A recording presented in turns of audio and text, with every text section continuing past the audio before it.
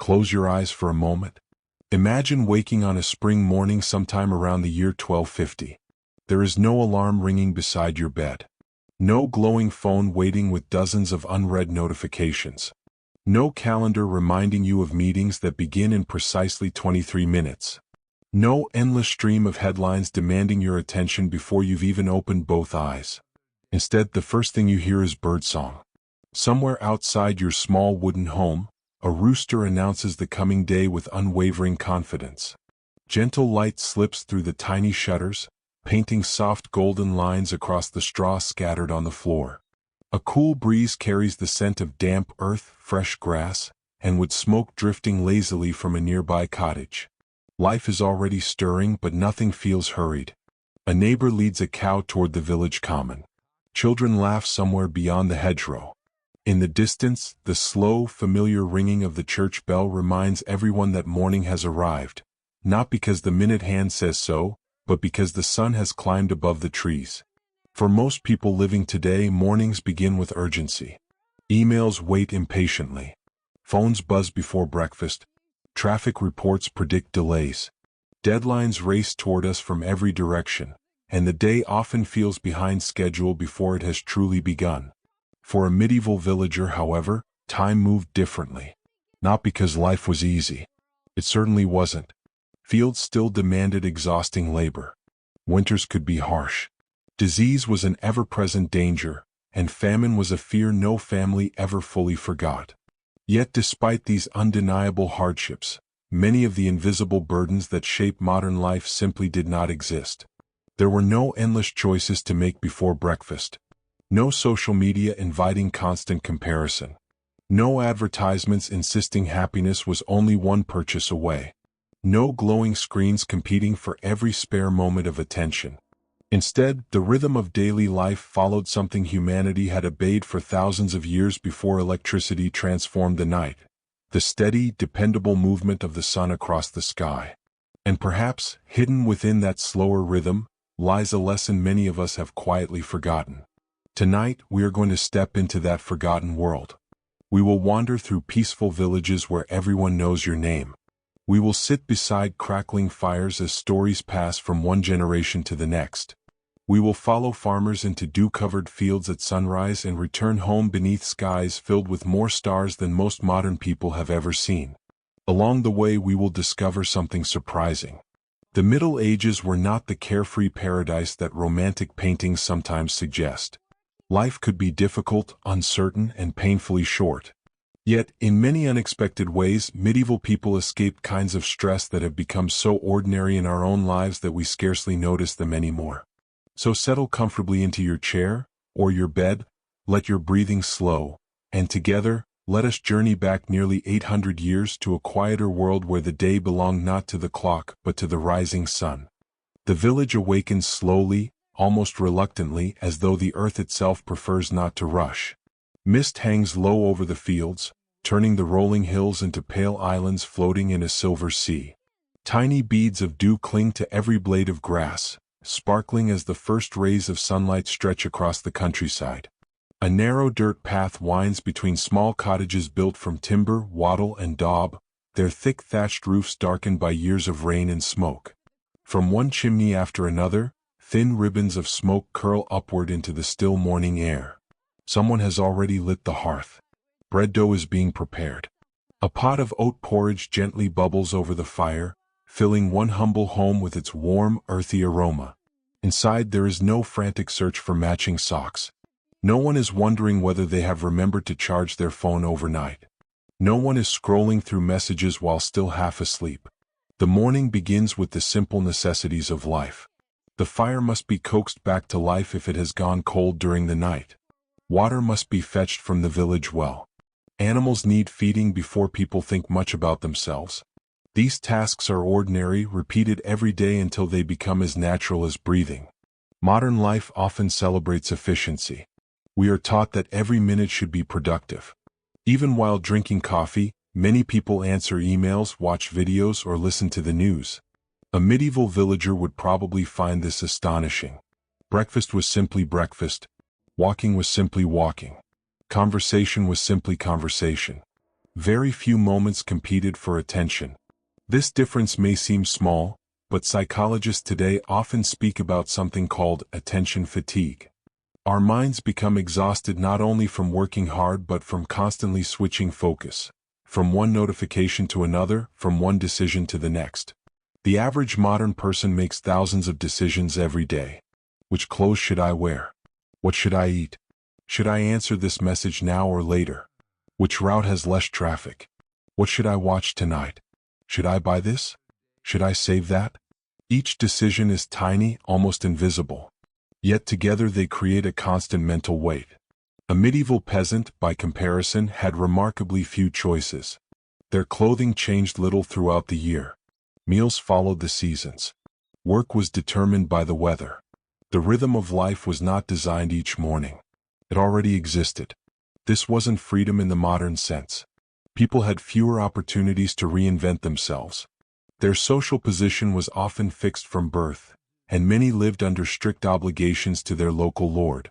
Yet fewer choices sometimes meant fewer worries.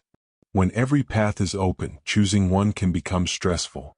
When life follows familiar patterns, the mind spends less energy deciding what comes next. Outside, the village well has already become the morning's meeting place. A few women lower wooden buckets into the cool water below. Children, still rubbing sleep from their eyes, chase one another through the grass despite being reminded to stay clean for all of 3 minutes. An elderly man sits quietly on a weathered bench, watching the morning unfold with the patience of someone who has witnessed thousands of sunrises. Nobody checks the time. Nobody needs to. The sun tells them enough. For centuries, most people own no personal clocks. Even mechanical clocks, when they began appearing in Europe, were rare, expensive, and usually belonged to churches or wealthy towns. Instead, life was measured differently. The length of a shadow, the ringing of church bells, the position of the sun, the changing colors of the sky. Time was something experienced, not constantly monitored. Imagine spending an entire day without once looking at a clock. At first, it might feel uncomfortable. You might wonder whether you're late, whether you've forgotten something important. But after a while, something interesting begins to happen. The mind slows. Minutes become less important than moments. This was not because medieval people were wiser than we are. It was because their world demanded a different relationship with time. As the village grows brighter, more people emerge from their homes. A blacksmith opens the heavy wooden doors of his workshop. Soon the steady rhythm of hammer striking iron will echo through the valley. Nearby, a carpenter inspects freshly cut oak beams stacked neatly against a fence. A shepherd whistles softly, and a flock of sheep begins moving toward distant pasture, their wool glowing almost golden beneath the rising sun. Every occupation depends upon daylight. When daylight ends, work naturally ends with it. Today, electricity allows many of us to continue working long after sunset. Offices remain brightly lit. Computers glow through the night. Messages arrive from different time zones without pause. The medieval world rarely permitted such endless extension. Darkness placed a boundary around the day. Once night fell, productivity surrendered to rest.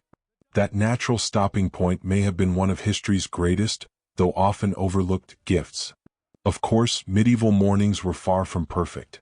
The beds were stuffed with straw rather than soft mattresses. Fleas and lice were unwelcome companions in many households.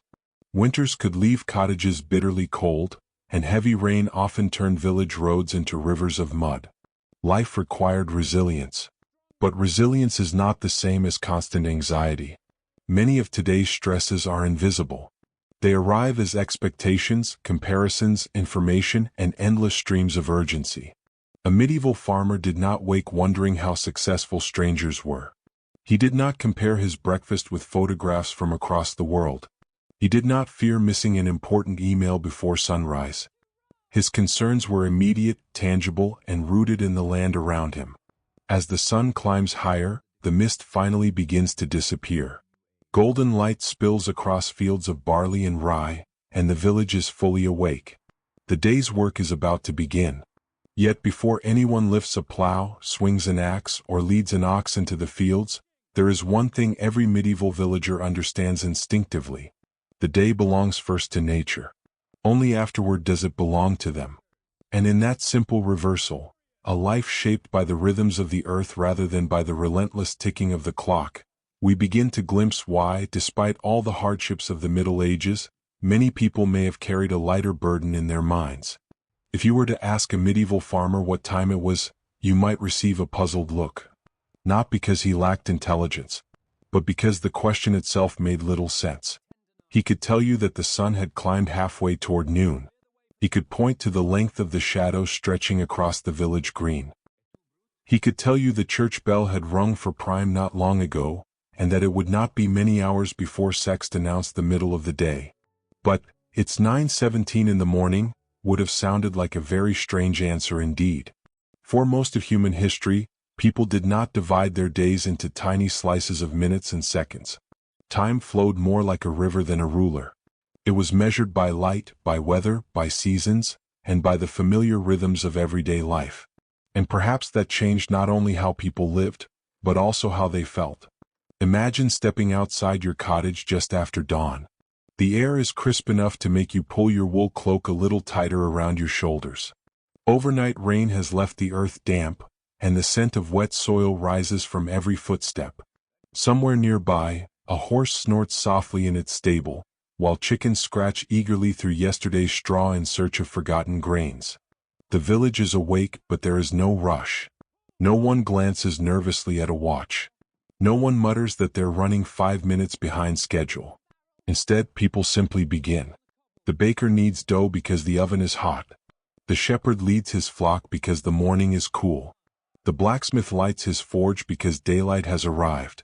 Their actions are guided by circumstances, not by numbers. Today we often think of time as something we must conquer. We speak of saving time, wasting time, running out of time, and making time. We cram appointments into every empty space on our calendars, squeezing one obligation tightly against the next until even a small delay can feel like disaster. The medieval world knew very little of this relentless scheduling. That is not to say people were lazy. Far from it. Most worked incredibly hard. During planting season or harvest, a farmer might spend 12 or even 14 hours in the fields. The work was physically exhausting. Hands blistered. Backs ached. Muscles grew sore beneath the weight of tools and baskets. Yet despite the labor, there was a curious flexibility to the day. If heavy rain arrived, work often stopped. If dense fog covered the fields, people waited. If the summer heat became overwhelming, tasks slowed naturally. Nature, not productivity, set the pace. In many parts of medieval Europe, church bells acted as the closest thing to a public clock. Several times each day, the bells echoed across fields and forests, marking moments for prayer, work, or rest. Their sound carried surprisingly far through the open countryside, becoming a familiar heartbeat for village life. But even these bells did not demand perfect punctuality. They simply reminded people where they were in the unfolding day. Morning, midday, evening, night. Life moved in broad chapters rather than precise minutes.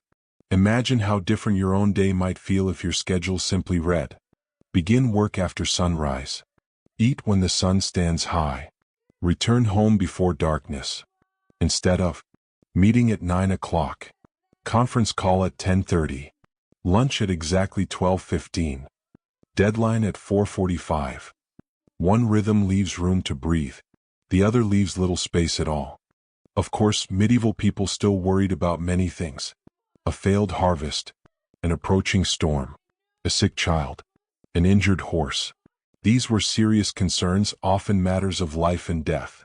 Yet these worries tended to arise from real events unfolding before their eyes, not from a constant stream of distant information. Today, before breakfast, you might learn about a stock market crash in another country, a hurricane across the ocean, political arguments from 3 continents, celebrity scandals, rising prices, and 20 advertisements suggesting your life is somehow incomplete. The human brain evolved to notice danger. It does not always distinguish between danger happening outside your front door and danger happening thousands of miles away. As a result, modern minds often remain quietly alert from morning until night. The medieval villager knew only what could be seen, heard, or carried by travelers. News arrived slowly. sometimes weeks slowly, sometimes months, sometimes never. There was ignorance in this, certainly, but there was also peace. As the morning grows brighter, the fields begin to fill with workers. A pair of oxen lean into their wooden yoke, pulling a heavy plow through dark, fertile earth. Behind them walks a farmer whose boots sink slightly into the soft soil with every determined step. Nearby, women scatter seeds in graceful arcs, each handful disappearing into freshly turned ground. Children gather loose stones from the field's edge, laughing whenever they discover an oddly shaped one that resembles an animal or a face. Nobody wears headphones. Nobody listens to a podcast. Nobody checks a fitness tracker to see how many steps they have taken. The work itself provides enough attention. The sounds are simple. The creak of leather harnesses, birdsong overhead, the steady breathing of oxen, wind brushing through wheat, hammer striking iron from the distant forge. There is silence but not emptiness. Only the quiet music of ordinary life. Modern science has begun to understand something medieval people never needed to explain. Natural daylight helps regulate the body's internal clock. Morning sunlight tells the brain that a new day has begun. It influences hormones that affect energy, alertness, mood, and eventually sleep. Without realizing it, medieval people spent nearly every day surrounded by this natural cycle. They rose with light, worked beneath the sun, watched the sky gradually soften into evening, and as darkness settled over the land, their bodies prepared naturally for rest. Electric lighting has given humanity remarkable freedom, but it has also blurred one of nature's oldest signals. Midnight can now feel almost identical to midday beneath bright LED lights and glowing screens. The medieval world simply did not allow such confusion. When darkness came, the day gently folded itself closed.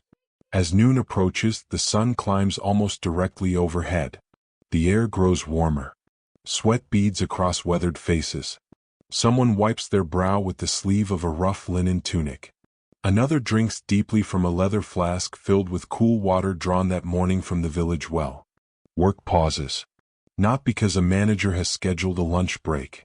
Because bodies are tired. Because the sun is high. Because now feels like the right time. This instinctive relationship with work and rest is something many people today rarely experience. Our meals arrive according to calendars. Our breaks according to company policy. Our sleep according to alarm clocks. Even our relaxation often becomes another item on the schedule. The medieval day, though demanding, still contained moments that belonged to the natural flow of life rather than to rigid planning. As afternoon stretches lazily across the countryside, long shadows begin to creep back toward the fields. The hardest work is nearly finished. Children race ahead along dusty paths toward the village. Smoke once again rises from cottage chimneys. The scent of baking bread drifts gently on the evening breeze. There is no feeling that the day should continue forever. No expectation of answering one last message. No late-night meeting waiting after supper. The sun has begun its descent. Soon so will everyone else. For thousands of years, humanity accepted a simple truth. When daylight ended, so did most work. It was not perfect. It was not always easy. But it gave every day a clear beginning and an unmistakable end. And perhaps that boundary, the one drawn each evening by the setting sun, is something many of us have quietly lost. As the first golden rays of sunlight spill across the fields, the village is already alive with quiet purpose. The baker has been awake for hours, feeding oak logs into the great clay oven. The comforting aroma of fresh bread drifts through the cool morning air, mixing with the scent of damp earth and wood smoke. Somewhere beyond the cottages, a rooster crows again, as if determined to remind the entire valley that another day has begun. There are no office towers rising above the horizon. No trains packed with commuters. No endless lines of cars inching through traffic. No one is standing impatiently in a queue for coffee while answering emails with one hand and checking the weather with the other. Instead, people walk. They know exactly where they are going because, for most of them, they have been walking the same paths for nearly every day of their lives. A farmer heads toward his fields. The miller walks to the river. The blacksmith crosses the village green to his forge. The shepherd whistles softly as his flock follows him toward distant pasture. Each journey is familiar. There are no GPS directions, no unexpected detours, no fear of arriving late. The road itself asks nothing of the traveler except to keep walking. Modern work often begins before we even arrive. Many people wake to unread messages waiting on their phones. News alerts compete with work notifications before breakfast. Some answer emails while still sitting in bed. Others begin thinking about meetings before they've even brushed their teeth. The working day has quietly expanded. It stretches into the evening, follows us home, and sometimes even slips into our dreams. For a medieval laborer, work certainly demanded strength, endurance, and patience. But it also possessed something modern employment often lacks: a clear boundary. When the farmer reached his field, work began. When he walked home at sunset, it ended. His plow did not follow him into bed. The oxen did not interrupt supper. No messenger arrived at midnight asking him to revise yesterday's harvest. Work remained where it belonged, in the fields. Of course, this does not mean medieval life was carefree. Quite the opposite. The labor itself could be punishing. Imagine gripping a heavy wooden plow from sunrise until afternoon. Your hands grow rough and calloused. Your boots become soaked after crossing dew-covered fields. The summer sun beats relentlessly upon your shoulders. Every muscle protests. By evening, your entire body aches with honest exhaustion. But there is a difference between physical fatigue and mental overload. Today, millions of people return home after sitting at a desk all day. Their bodies are barely tired. Yet their minds feel completely drained. They have made hundreds of decisions, answered dozens of messages, attended meetings, solved problems, managed expectations, balanced deadlines, compared performance, navigated office politics, remembered passwords, switched between countless digital tasks. By bedtime, the body still holds energy. The mind does not. The medieval farmer experienced almost the opposite. His body demanded rest. His thoughts often did not. As the sun climbs higher, workers spread across the countryside like tiny moving figures upon a vast green tapestry. Some repair broken fences. Others cut hay with long iron scythes, their sweeping motions graceful after years of practice. A group of women gather herbs near the woodland edge. Children scare birds away from newly planted fields by waving brightly colored cloth tied to sticks. Everyone contributes. Even the youngest child can carry water. Even the oldest grandparent can shell peas or mend clothing beside the hearth. Work is not separated from life. It is woven into it. There is no daily transformation from home self to work self. No professional identity waiting behind an office door.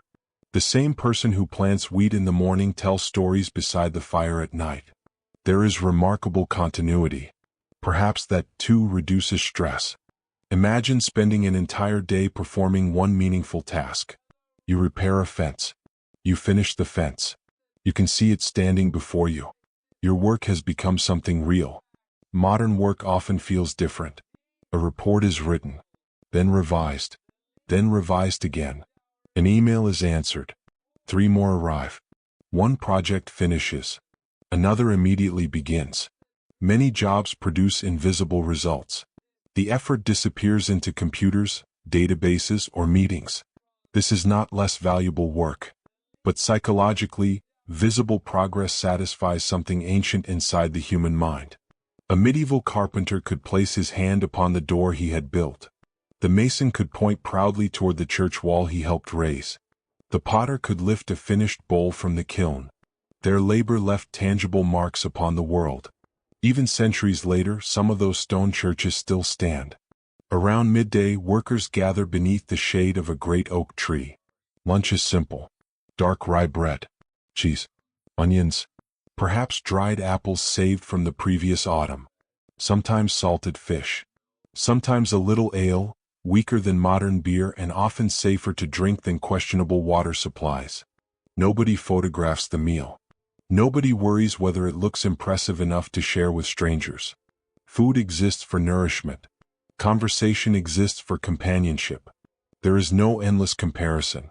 No scrolling through images of extravagant feasts while eating a humble lunch. People eat what the season provides. Then they return to work. Contentment, though imperfect, often grows more easily when comparison remains local. One of the greatest hidden sources of modern stress is something medieval people rarely experienced: constant evaluation. Today, performance is measured everywhere. Grades, reviews, ratings, followers, likes, subscribers, productivity charts, quarterly reports, algorithms. There always seems to be another number quietly judging our worth. A medieval farmer knew whether he had worked well by looking at his field. Were the rows straight? Were the seeds planted? Was the fence repaired? The feedback came from the earth itself, not from anonymous strangers, not from digital statistics, not from invisible algorithms. Nature was honest. It rewarded effort. Sometimes it punished effort through drought or storms. But it never pretended. As afternoon fades toward evening, the pace naturally slows. No manager announces the end of the workday. The sky does. Long shadows stretch across the fields. Birdsong changes. The air cools. Oxen are led back toward their barns. Tools are cleaned and stored carefully. Tomorrow will bring more work. But tomorrow is still tomorrow. There is no expectation to prepare tonight's presentation. No late-night spreadsheet waiting on the kitchen table. The day closes as gently as it began. This is not to romanticize medieval labor. Many peasants endured crushing taxes. Some owed days of compulsory work to their local lord. Harvest failures could mean hunger. Injustice certainly existed. Life expectancy was shorter. Medical knowledge was limited. Yet historians increasingly point out an interesting paradox. Although medieval people faced greater physical hardship, they often lived within clearer boundaries. Work had its season. Rest had its season. Feasts had their season. Winter itself demanded stillness. Modern life has blurred nearly all of those boundaries.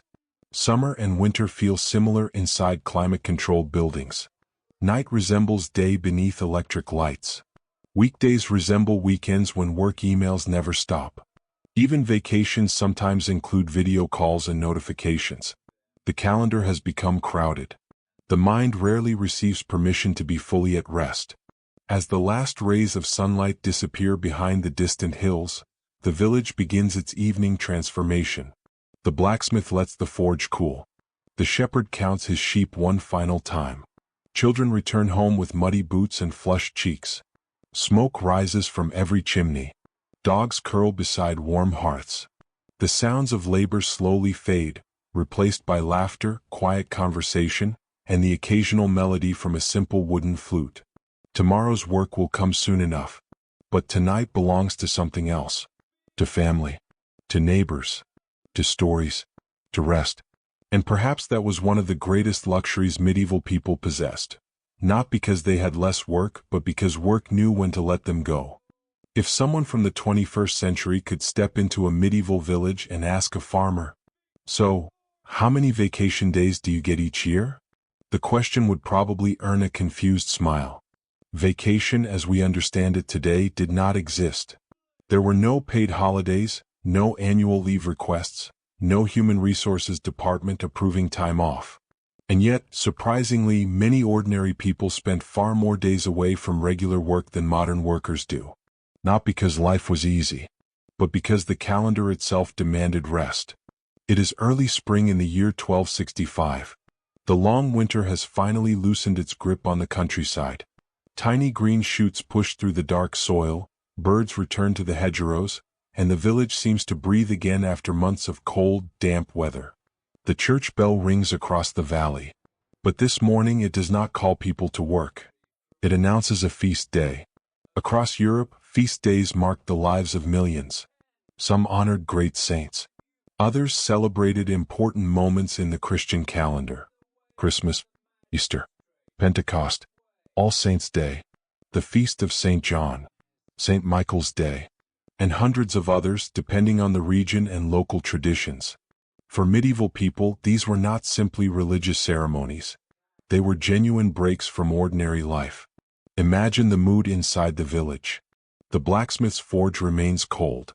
The carpenter leaves his tools hanging neatly on the workshop wall.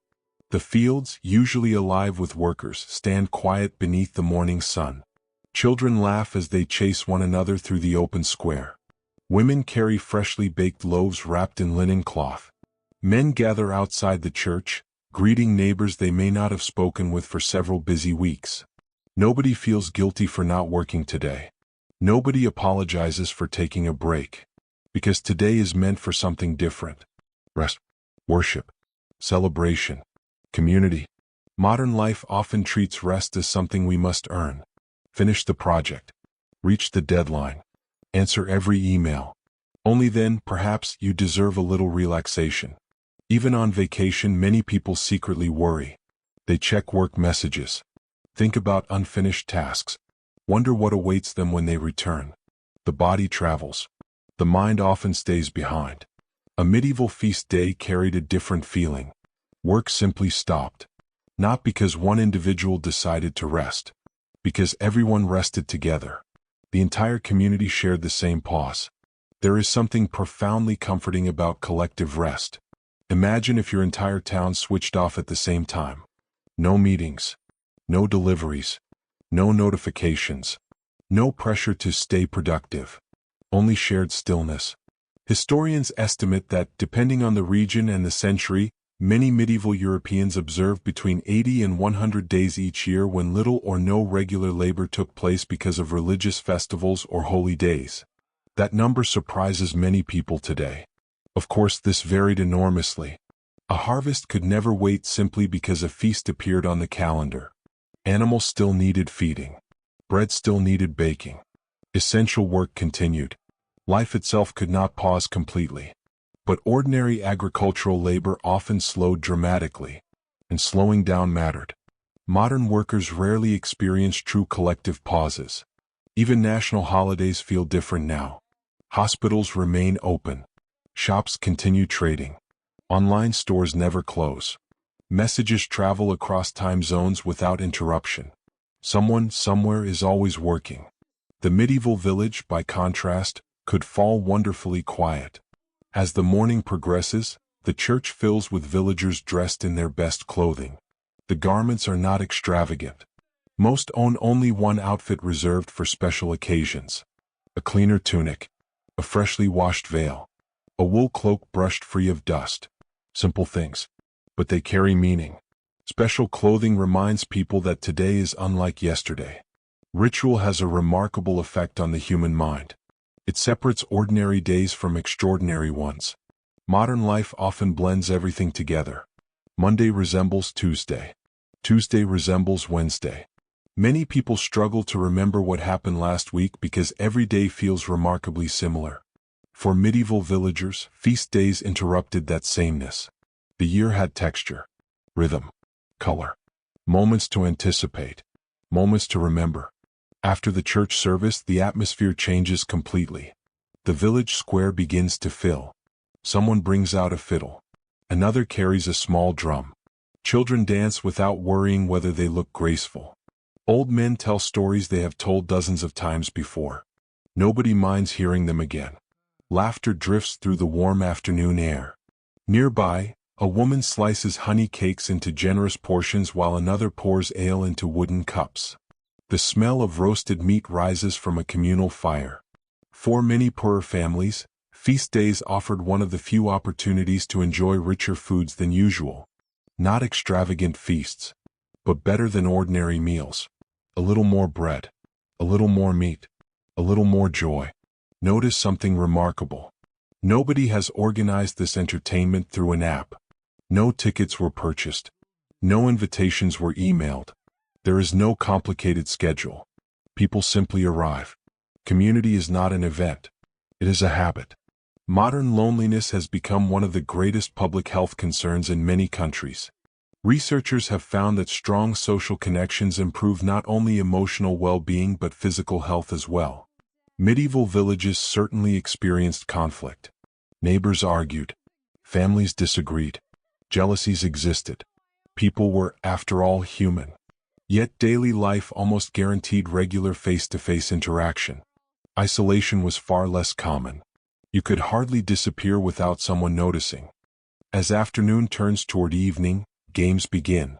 Young men compete in friendly wrestling matches on the grass. Children play simple chasing games that require no toys at all.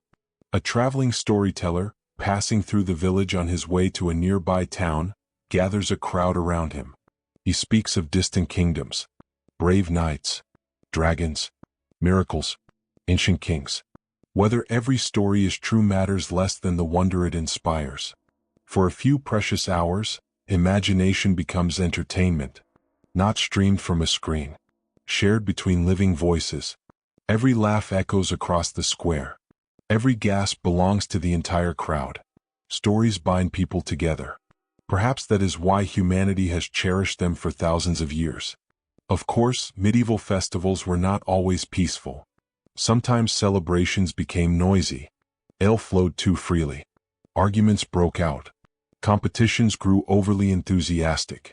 Church officials occasionally complained that feast days encouraged too much dancing, drinking, or mischief.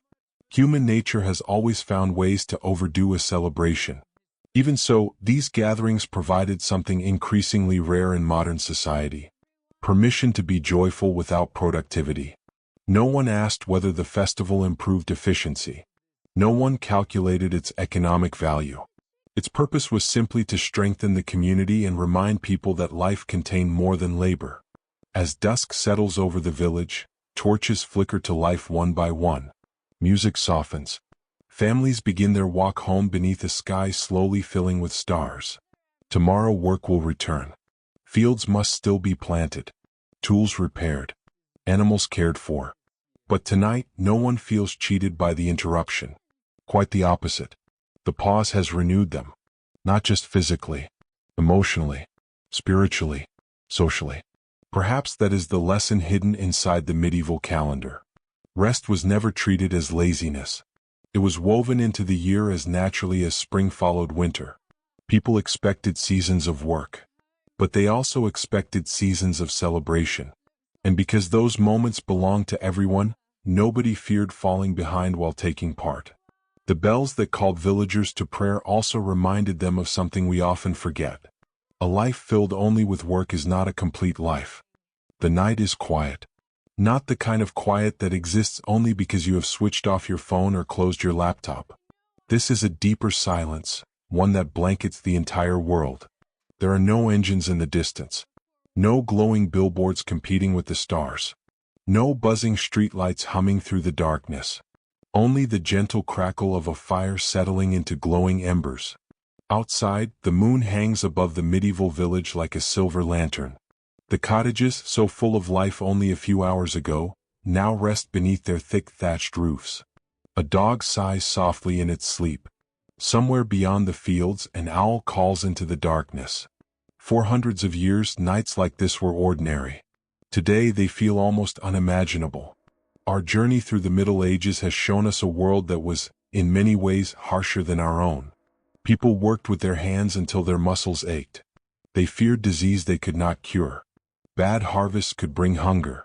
Wars could arrive with little warning. Children often grew up faster than children do today. No honest historian would call medieval life easy. And yet, hidden beneath those hardships was another reality: a slower rhythm. A life shaped more by sunrise than by schedules. A world where evenings belonged to families instead of inboxes. A society where neighbors knew one another, where festivals interrupted work, where stories were shared around a fire instead of disappearing into endless scrolling. The Middle Ages were not peaceful because people had fewer problems. They were peaceful because many of the problems that dominate modern minds had not yet been invented. Think for a moment about your own day. How many times did your attention change direction? A notification, a message, a headline, an advertisement, an email, a calendar reminder, a social media post, a phone call, a password, a forgotten task, another notification. Each interruption may last only a few seconds, yet together they scatter the mind into dozens of tiny pieces. The medieval villager knew interruptions too. The storm, a wandering animal, a crying child, a visitor arriving unexpectedly. But these interruptions belonged to the physical world. When they ended, silence returned. Today, silence often struggles to find us. Imagine explaining modern life to a farmer from the year 1250. You tell him that thousands of strangers can send messages directly into your pocket at any hour. You explain that your employer can reach you after sunset, that people compare themselves with millions of others every day, that news from the opposite side of the world reaches you within seconds, that invisible numbers called followers influence happiness, that some people spend more time looking at glowing rectangles than at the faces of those sitting beside them. The farmer would probably listen politely. Then he might ask a simple question. Why? Why carry so much that does not belong to you? Why allow distant voices to speak louder than the people sharing your table? Why measure your worth by strangers? They are questions without easy answers. Of course, we should not wish to return completely to medieval life. Few of us would gladly exchange modern medicine for herbal remedies alone. Few would choose candlelight over electricity every evening.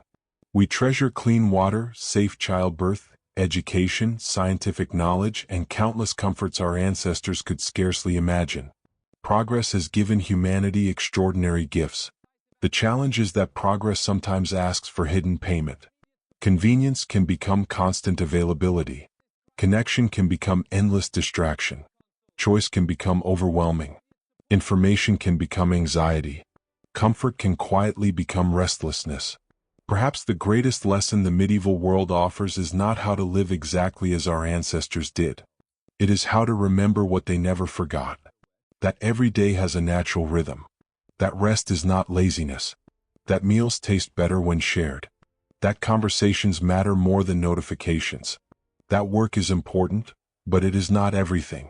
That the changing seasons have something to teach us if we take the time to notice them. That silence is not empty. It is where the mind finally has room to breathe. As the fire burns lower, the village sleeps. Tomorrow will bring another sunrise, another day of work, another walk through dew-covered fields, another evening beneath a sky crowded with stars. Life will continue just as it has for generations. Simple, predictable, imperfect, beautiful.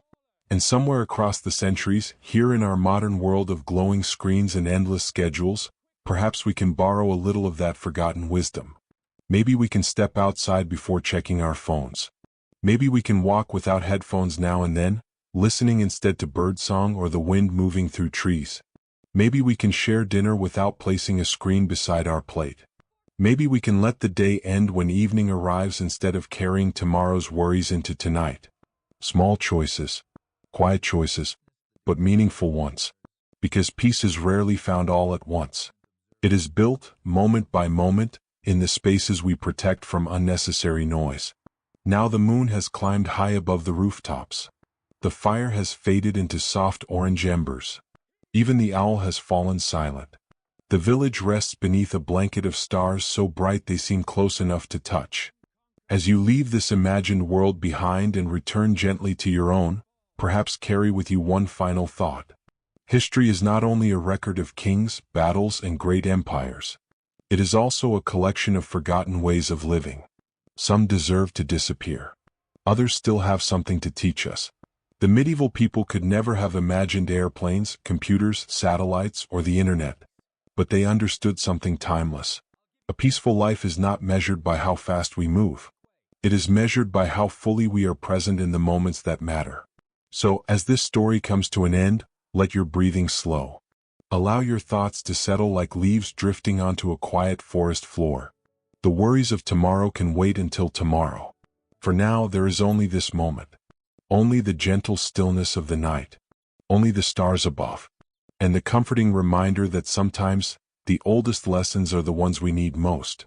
Good night, and thank you for traveling through history with me.